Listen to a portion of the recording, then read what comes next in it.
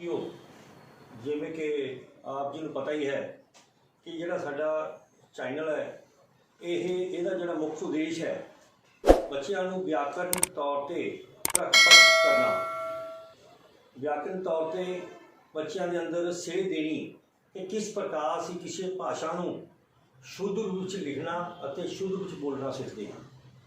ਇੱਕ ਵਿਆਕਰਨ ਦਾ ਉਦੇਸ਼ ਹੀ ਹੁੰਦਾ ਹੈ ਕਿ ਕਿਸੇ ਭਾਸ਼ਾ ਨੂੰ सही ढंग नाल बोलना और सही ढंग नाल लिखण का जिहड़ा पाठक्रम है वो सानू व्याकरण सिखाउंदी है। साडा ये जिहड़ा चैनल है असीं इस चैनल राहीं आप जी नूं यही ही सिक्ख्या देनी है कि किस प्रकार तुसीं पंजाबी भाषा नूं शुद्ध रूप विच लिखना और शुद्ध रूप विच बोलना सीखना है। आम तौर पर वेख्या जाता है कि जदों तुसीं किसी होर माध्यम दे विचों पंजाबी माध्यम दे विच आउंदे हो तां उस समय तुहानूं पंजाबी माध्यम नूं स्वीकार करने वेले बहुत सारिया मुश्किलों का सामना करना पैंदा है। साडा यह जिहड़ा चैनल है इसनूं तुसीं वध तों वध सबसक्राइब करना है अते अगे शेयर करना है तां जो तुहाडे वर्गे होर पता नहीं किन्ने व्यक्ति ने किन्ने विद्यार्थी ने जिन्हां नूं पंजाबी नूं लिखण लगियां अते पंजाबी नूं समझण लगियां जां पंजाबी नूं बोलण लगियां बहुत सारिया मुश्किलों का सामना करना पैंदा है। आपां अज इस वीडियो राहीं मैं आप जी नूं क्रिया विशेषण की गल करांगा। क्रिया विशेषण दो शब्दों के सुमेल तो बनया है, एक है कि क्रिया एक है कि विशेषण। वैसे आप सीधी जी डेफिनेशन की गल करिए डेफिनेशन बन जाके देखते हैं कहते जिहड़ा शब्द क्रिया के होण दा समा स्थान कारण ढंग तरीका आदि दसे। डेफिनेशन रिपीट है कि जिहड़ा शब्द क्रिया के होण दा समा स्थान कारण ढंग तरीका आदि दसे उसनूं क्रिया विशेषण कहा जाता है। हुण जिहड़ा क्रिया ते विशेषण दो शब्दों के सुमेल तो बने है।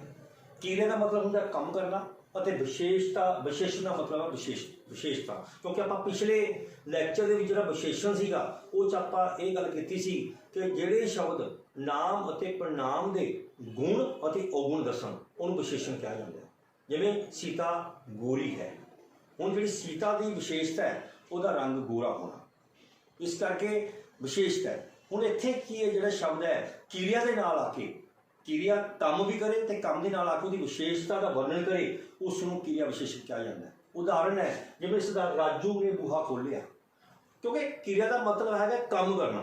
राजू ने बूहा खोलिया बल्कि राजू ने काम किया है की किया दरवाजा खोलिया बूहा खोलिया, पर जो मैं ये ला देना कि राजू ने बूहा हौली जी खोलिया कर्म वही होया उन्हें काम वही किया बूहा खोलिया, पर जो वो शब्द आ गया हौली तो उन्हें क्रिया की विशेषता दस दी। क्रिया की विशेषता दसी है कि उन्हें जो दरवाजा हौली खोलिया।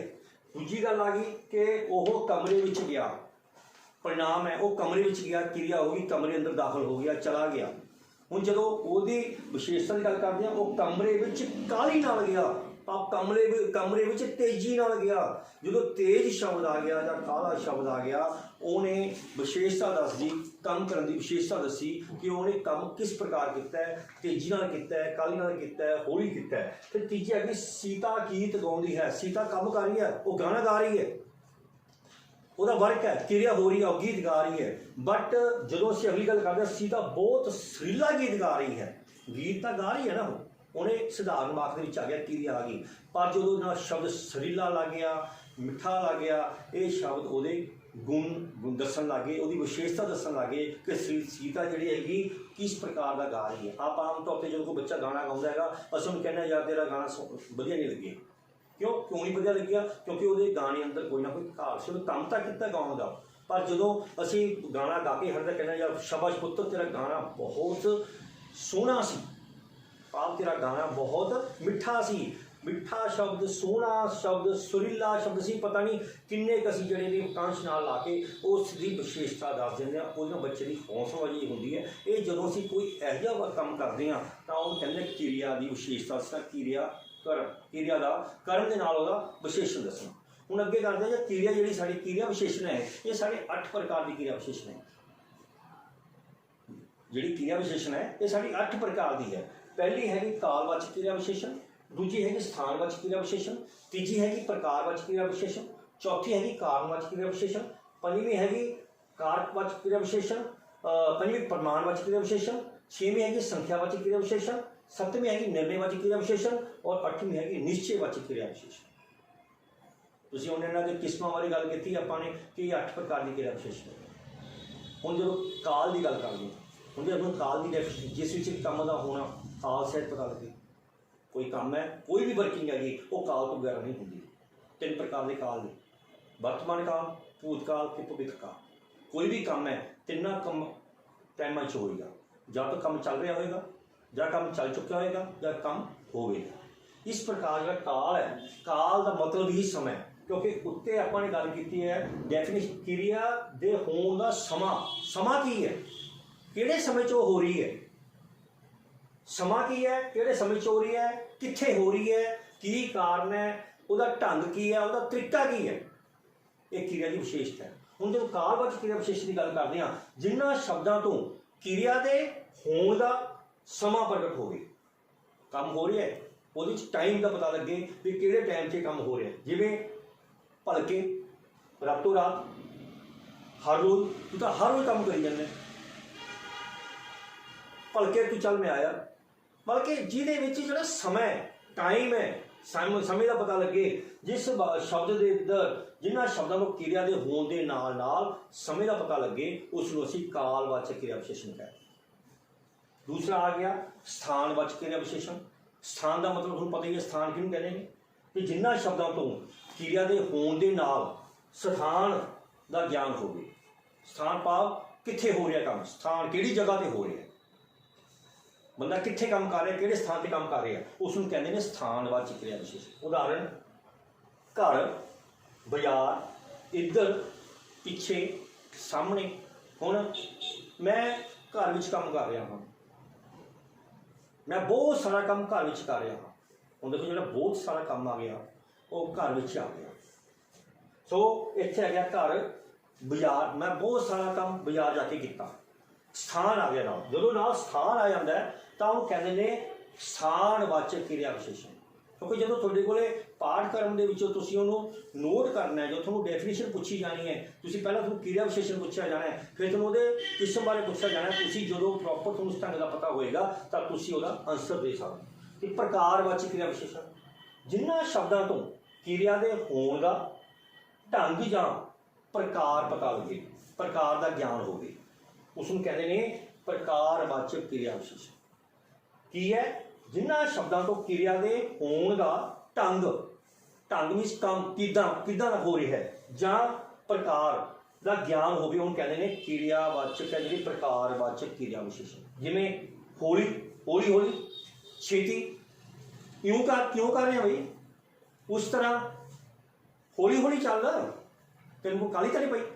आपके प्रकार का पता लगता है कि ढंग का पता लगता है काम जिहड़ा किस ढंग हो रहा है। इस प्रकार जिहड़े इन्होंने सारे कहने असीं प्रकारवाचक क्रिया विशेषण। अगला आ गया कारणवाचक, जिन्हां शब्दों तो क्रिया के होण का जां ना होण बारे समझण की लोड़ है। कारण की है, कारण का पता लगे कि जिन्हां शब्दों तो क्रिया के होण जां ना होण दे कारण का पता लगे उसनूं कहते हैं कारणवाचक क्रिया विशेषण। एग्जाम्पल है इसलिए, क्योंकि, क्यों कर रहे हैं भी, क्यों, इसलिए किया, ये काम इसलिए किया, कारण तेन क्या किसने कर ली, मैं तां किया जी मैंने ये लोड़ सी इसलिए मैं ये काम किया, कारण का लभना, हुण कहते हैं कालवाचक क्रिया विशेषण। अगला है प्रमाणवाचक, प्रमाणवाचक क्रिया विशेषण। प्रमाण का मतलब की है किसी की मिणती या मिकदार का बोध होवे, जिन्हां शब्दां राहीं क्रिया की मिणती मिकदार का बोध होवे उन्हें कहते हैं प्रमाणवाचक क्रिया विशेषण। एग्जाम्पल ले लो जी, जरा, बहुत, इन्ना, तुसीं गल सुनो मेरी, जरा या थोड़ा सा, जरा जा काम करी, जरा जा मतलब की है प्रमाण है, काम जरा जा देखने को तो नहीं कहते, जरा जा थोड़ा जा काम करी, बहुत कवेला हो गया, आप काम बहुत कर लिया, चलिए। इस प्रकार जो प्रमाण की गल आ जाए, प्रमाणता की गल आ जाए, उन्होंने कहते हैं प्रमाणवाचक क्रिया विशेषण। फिर आ गया संख्यावाचक क्रिया विशेषण, जिन्हां शब्दों तो क्रिया की गिनती जां दोहराई का पता लगे। ਭਾਵ ਕਿਰਿਆ ਦੀ ਗਿਣਤੀ ਦਾ ਅਤੇ ਉਹਦੀ ਦੁਹਰਾਈ ਦਾ ਪਤਾ ਲੱਗੇ, ਉਸ ਨੂੰ ਕਹਿੰਦੇ ਨੇ ਸੰਖਿਆਵਾਚਕ ਕਿਰਿਆ ਵਿਸ਼ੇਸ਼ਣ। ਐਗਜ਼ਾਮਪਲ, ਘੜੀ ਮੁੜੀ ਦੁਆਰਾ ਕਈ ਵਾਰ ਤੁਸੀਂ ਘੜੀ ਮੁੜੀ ਇਹ ਕੰਮ ਕਰੀ ਜਾਂਦਾ, ਤੂੰ ਇਹ ਕੰਮ ਘੜੀ ਮੁੜੀ ਕਰੀ ਜਾਂਦਾ, ਇਹ ਕੰਮ ਤੂੰ ਕਈ ਵਾਰ ਕਰ ਚੁੱਕਿਆ, ਇਹ ਕਿਤਾਬ ਤੂੰ ਕਈ ਵਾਰ ਪੜ੍ਹ ਚੁੱਕਿਆ, ਤੈਨੂੰ ਕਿਤਾਬ ਪੜ੍ਹ ਕੇ ਕੀ ਮਿਲਿਆ। ਹੁਣ ਜਦੋਂ ਸੰਖਿਆ ਆ ਗਈ ਕਿ ਗਿਣਤੀ ਨਾ ਹੋਵੇ, ਪਤਾ ਨਾ ਲੱਗੇ ਕਈ ਵਾਰ, ਪਤਾ ਨਹੀਂ ਕਿੰਨੇ ਵਾਰ ਪੜ੍ਹੀ ਹੈ, ਘੜੀ ਮੁੜੀ ਦਾ ਪਤਾ ਨਾ ਕਿੰਨੇ ਵਾਰ ਕੀਤਾ। ਇਸ ਪ੍ਰਕਾਰ ਇਹੋ ਜਿਹੇ ਸ਼ਬਦਾਂ ਨੂੰ ਜਿਹੜੇ ਆਉਂਦੇ ਨੇ ਉਹਨਾਂ ਦੇ ਸੰਖਿਆਵਾਚਕ ਕਿਰਿਆ ਵਿਸ਼ੇਸ਼ਣ। ਫਿਰ ਨਿਰਣੇਵਾਚਕ ਕਿਰਿਆ ਵਿਸ਼ੇਸ਼ਣ, ਕਿਸੇ ਚੀਜ਼ ਦਾ ਡਿਸੀਜਨ ਲੈਣਾ, ਨਿਰਣੇ ਕਰਨਾ, ਜਿਨ੍ਹਾਂ ਸ਼ਬਦਾਂ ਤੋਂ ਕਿਰਿਆ ਦੇ ਹੋਣ ਦਾ ਜਾਂ ਨਾ ਹੋਣ ਦਾ ਪਤਾ ਲੱਗੇ, ਉਹਨੂੰ ਕਹਿੰਦੇ ਨੇ ਨਿਰਣੇਵਾਚਕ ਕਿਰਿਆ ਵਿਸ਼ੇਸ਼ਣ। ਜੀ ਹਾਂ, ਆਹੋ ਜੀ, ਚੰਗਾ ਜੀ। ਕੋਈ ਕਹਿੰਦਾ, ਕੋਈ ਕੁਐਸਚਨ ਪੁੱਟ ਕਰਦਾ, ਗੁਰਮੀਤ ਐਂ ਕਰੀ ਆਹ ਕੰਮ ਜਾ ਕਰਕੇ ਆ, ਉਹ ਮੂਹਰੋਂ ਜਵਾਬ ਦੇ, ਚੰਗਾ ਜੀ। ਆਪ ਨਿਰਣੇ ਲੈ ਲਿਆ ਉਹਨੇ, ਉਹਦਾ ਜਵਾਬ ਦੇ।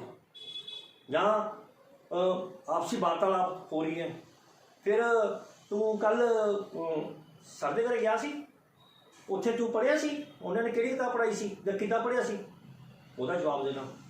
ਆਹੋ ਜੀ, ਮੈਂ ਸਰ ਦੇ ਘਰੇ ਗਿਆ ਸੀ, ਉਹਨਾਂ ਨੇ ਸਾਨੂੰ ਆਹ ਪੋਇਮ ਪੜ੍ਹਾਈ ਸੀ। ਭਾਵ ਨਿਰਣੇ ਲੈਣਾ ਕਿਸੇ ਚੀਜ਼ ਦਾ, ਡਿਸੀਜਨ ਕਰਨਾ, ਨਿਰਣੇ ਪ੍ਰਤੀ ਜਵਾਬ ਦੇਣਾ। ਫਿਰ ਆ ਗਿਆ ਨਿਸ਼ਚੈਵਾਚਕ ਕਿਰਿਆ ਵਿਸ਼ੇਸ਼ਣ। ਨਿਸ਼ਚੈ ਦਾ ਮਤਲਬ ਕੀ ਹੈ? ਨਿਸ਼ਚਿਤਾ। ਭਾਵ ਜਿਨ੍ਹਾਂ ਸ਼ਬਦਾਂ ਤੋਂ ਕਿਰਿਆ ਬਾਰੇ ਨਿਸ਼ਚੈ ਜਾਂ ਵਿਸ਼ਵਾਸ ਦੇ ਭਾਵ ਪ੍ਰਗਟ ਹੋਣ, ਉਹਨੂੰ ਕਹਿੰਦੇ ਨੇ ਨਿਸ਼ਚੈਵਾਚਕ ਕਿਰਿਆ ਵਿਸ਼ੇਸ਼ਣ। ਹੁਣ ਦੇਖੋ, ਬੇਸ਼ੱਕ, ਬਿਲਕੁਲ, ਜ਼ਰੂਰ, ਨਿਸ਼ਚੈ ਹੈ ਇਹ ਕੰਮ ਕਰਨਾ ਜੀ, हाँ जी जरूर ये काम करांगा मैं, बेशक तुसी नहीं किया पर मैं करांगा, बिल्कुल तुसी ठीक है, ये काम इदां ही होना चाहिए सी। जदों किसी चीज़ के शब्दों तो क्रिया बारे किसी निश्चय का या विश्वास के भाव प्रगट होण, बंदा दूजा कहे हाँ जी मैं पॉजिटिव, मैं काम करने तैयार है, निश्चय कर लिया मैं काम करना है, उन्होंने कहते हैं निश्चयवाचक किरिया विशेषण।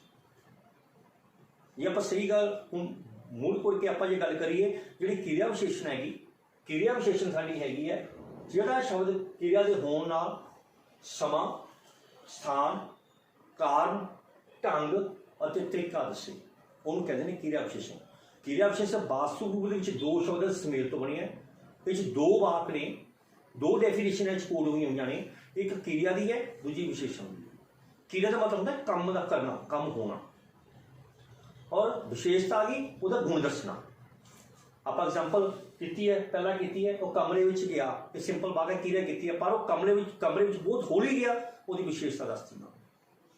इस प्रकार साढ़े जो क्रिया विशेषण है 8 प्रकार की होंगी है। कालवाचक क्रिया विशेषण, स्थानवाचक क्रिया विशेषण, प्रकारवाचक क्रिया विशेषण, कारणवाचक क्रिया विशेषण, प्रमाणवाचक क्रिया विशेषण, संख्यावाचक क्रिया विशेषण, निर्णयवाचक क्रिया विशेषण, निश्चयवाचक क्रिया विशेषण। सो मेरे प्यारे विद्यार्थियों, तुसी एक चैप्टर किताब पंजाबी की किताब लो, उस चैप्टर में पहला पढ़ो, रीड करो, पढ़ना है, पढ़ने तो बाद उसके वाकों को कापी उत्ते लोड करो।